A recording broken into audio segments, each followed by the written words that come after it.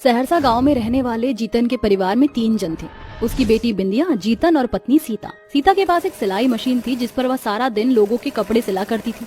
वहीं जीतन खेती बाड़ी किया करता था। उसी की कमाई से घर चलता तो सुरेखा की कमाई बचत में जुड़ती। उनका जीवन कम में भी बेहद खुशहाली में बीत रहा था, मगर फिर एक दिन नियति का चक्रकाल बनकर उनके घर पर आ गिरा।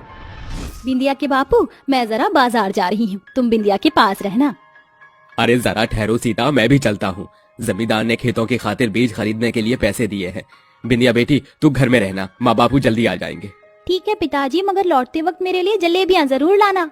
इतना बोलकर दोनों बाजार के लिए निकल जाते हैं। तभी तेज तूफान उन्हें आधे रास्ते में ही घेर लेता है, जिसके साथ आसमान में काली घनघोर घटाएं घिराती हैं और साथ ही मूसलाधार बारिश पूरे धरती को भिगोने लगती है। हे भगवान, इंद्रदेव को भी अभी ही बरसना था, अजीब भागो वरना भीग जाएंगे। जैसे ही दोनों भागते हैं, बिजली की तार का एक खंभा गर्दिश के साथ उन पर आ गिरता है, जिसमें दबकर सीता दम तोड़ देती है। मगर जीतन अभी जिंदा था। वह रोते बिलखते हुए लोगों को बुलाने लगता है। मदद करो, अरे माँ मेरा पैर। नहीं जीतन, तुझे जीना होगा। तेरे कंधे पर तेरी 12 साल की बेटी की जिम्मेदारी है। ऐसा बोलकर जीतन बड़े जोश के साथ अपने पैर को खींचता है। जीतन की जान तो बच जाती है, मगर उसका एक पैर पूरी तरह कट जाता है। अब एक पैर के सहारे उस गरीब को काम देता भी कौन? पैर खोने के गम ने जीतन का बल तोड़ कर रख दिया था। चुप हो जाओ पिताजी, भगवान जी सब ठीक कर देंगे। माँ भी हमारे साथ है उनकी सिलाई मशीन में। सीता की सिलाई मशीन ने उसे अपाहिज पिता के हाथों को हिम्मत से भर दिया था। इस पिता के पैरों में अभी इतना बल बचा है कि वो अपनी बेटी का पेट भर सकता है। उस दिन से जीवन ने अपनी स्वर्गवासी पत्नी की सिलाई मशीन को कमाई का जरिया बनाया। वो रोज कपड़े सिलता, जिसे जो पैसे आते उन्हीं से उसके घर का चूल्हा जलता। समय गुजरता गया, दिन महीने और महीने साल में ढलते गए। बिंदिया बड़ी हो चुकी थी। एक दिन बूढ़ी जानकी जीतन के घर में आकर कहती है, जीतन, अरे ओ जीतन, कैसा है तू? बस जानकी मौसी, अपाहिज पैरों के साथ गरीबी में गुजारा कर रहा हूँ। बस सारा दिन लोगों के कपड़े सीते रहता हूँ। बदले में जो 4 पैसे आते हैं उससे चूल्हा जल जाता है। अरे बेटा, कभी अपने गरीबी से बाहर आकर आंख उठाकर देख। बिंदिया ब्याह के लायक हो गई है। बेटी जात को सयाना होने में समय नहीं लगता। कुछ सोचा है उसकी शादी के खातिर? अगर नहीं सोचा तो सोचना शुरू कर। ये बोलकर जानकी वहाँ से चली जाती है। उस रोज से जीतन बिंदिया के ब्याह के लिए रिश्ते तलाशने लगता है, मगर गरीबी के कारण कहीं भी बात नहीं बनती। तभी एक रात जीतन सिलाई मशीन पर बैठा रोता हुआ बोलता है, तुम्हारा अपाहिज लाचार पति तुम्हारे साथ के बिना अकेला हो गया है सीता। लड़के वाले लाखों का दहेज मांग रहे हैं। कहाँ से लाऊं मैं लाचार अपाहिज पिता इतने पैसे कि अपनी बेटी के लिए एक जोड़ा खरीद सकूं। जैसे ही जीतन की आंखों से बहा आंसू सिलाई मशीन पर गिरता है, सिलाई मशीन सोने में चमकने लगता है और सिलाई मशीन के अंदर से अलग अलग रंग और बनावट के लहंगे निकलने लगते हैं, जिसे देखकर जीतन बहुत ज्यादा खुश होता है और बोलता है, ये मेरी आंखें क्या देख रही हैं? ये सिलाई मशीन अचानक से सोने का कैसे हो गया? जरा देखो तो, इसके अंदर से कितने सुंदर सुंदर लहंगे निकल रहे हैं। कहीं ये मेरी आंखों का धोखा तो नहीं?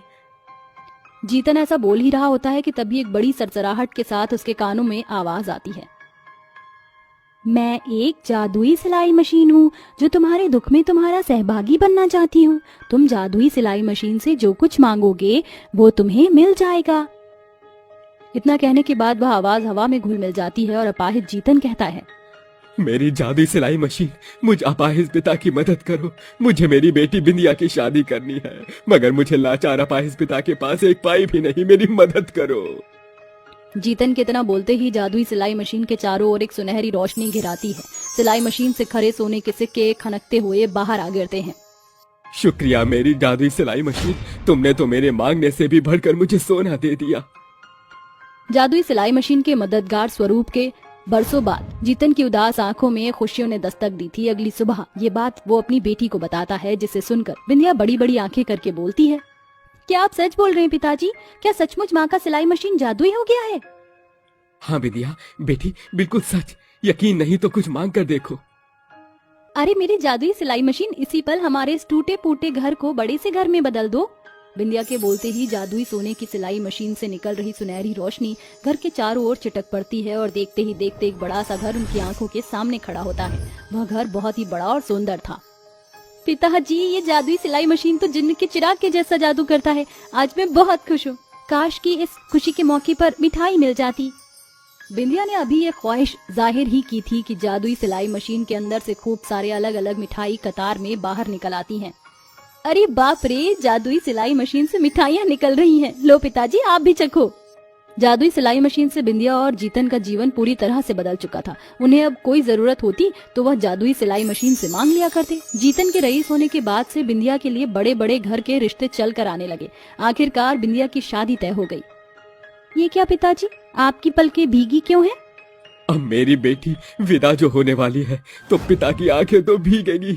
जानती है बिंदिया, एक बाबुल जब अपनी बेटी की विदाई करता है तब वो एक अजनबी पर भरोसा करके अपने दिल का टुकड़ा दूसरे घर को देता है। तू भी कुछ दिन में चली जाएगी बेटी। बीतते दिनों के साथ बिंदिया की शादी का दिन दस्तक देता है। मेरी जादुई सिलाई मशीन, मेरी मदद करो ताकि ये अपाहिज पिता अपनी बेटी की शादी धूमधाम से कर पाए। फिर जादुई सिलाई मशीन के चारों ओर एक सोने की किरण बिखर जाती है और पूरे घर में सोने के सिक्कों की ढेर लग जाती है, जिसे बेचकर जीतन पूरे गाजे बाजे के साथ अपनी बेटी की शादी की साज सजावट पर खुला खर्चा करता है। मेरी जादुई सिलाई मशीन, मुझे मेरी शादी के लिए एक सुंदर सा जोड़ा और कुछ गहने दे दो। मेरे लिए ये मेरी माँ का आशीर्वाद होगा। बिंदिया की दिली इच्छा को जानकर जादुई सिलाई मशीन अपने अंदर से सुंदर सा लहंगा और सोने के गहने प्रकट करता है, जिसे पहनकर बिंदिया सर से पांव तक 16 श्रृंगार करके दुल्हन बनती है। पूरा और पूरे विधि विधान से उस रात एक गरीब अपाहिज पिता की बेटी की शादी का सपना साकार हो जाता है और विदाई की बेला पर बिंदिया बोलती है, पिताजी, मेरे बिना अब आपका ख्याल कौन रखेगा? जा बेटी, तू अपने पिता के लिए चिंता न कर। मेरी देखरेख के लिए तेरी माँ की जादुई सिलाई मशीन है। हम मुझे किस बात का गम है। इसी के साथ जीतन अपनी बेटी को विदा कर देता है। आज बिंदिया अपनी शादीशुदा गृहस्थी में घुल मिल चुकी है। बेटी की शादी के बाद जीतन ने जादुई सिलाई मशीन के राज को अपने सीने में दबा दिया और एक बार फिर से सिलाई मशीन पर कपड़े सिलकर अपना पेट चला रहा है।